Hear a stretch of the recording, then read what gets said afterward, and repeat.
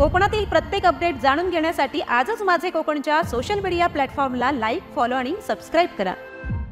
पितृपक्षात घरोघरी घातल्या जाणाऱ्या श्राद्ध तिथीमुळे बाजारात पालेभाज्या व फळभाज्यांची आवक मोठ्या प्रमाणात असली तरी भाव मात्र वाढले आहेत। मागील आठवड्यांपासून वाढलेली मागणी व त्या तुलनेत आवकमध्ये निर्माण झालेली तूट यामुळे भाजीपाला चांगलाच कडाडला आहे। एरवी अगदी किरकोळ भावात उपलब्ध होणाऱ्या भाज्या सद्यस्थितीत 100 ते 150 रुपये किलो या दराने मिळू लागल्यात। अनंत चतुर्दशीनंतर पितृपक्षामध्ये महालय श्राद्ध सुरू झालेत आणि यातच भाज्यांचे दर गगनाला भिडलेत।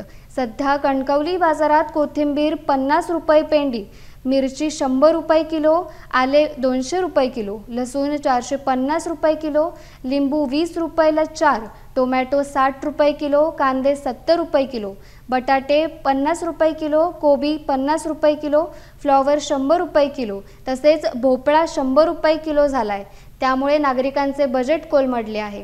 आता सगळेच दर वाढले आहेत, अगदी टोमॅटोपासून कांदे, बटाटे, कांदे मला वाटतं 70 रुपये किलो झालेले आहेत, बटाटे 50 रुपये किलो आहेत। हे गरजेच्या वस्तू आहेत अगदी माणसांच्या असलेल्या।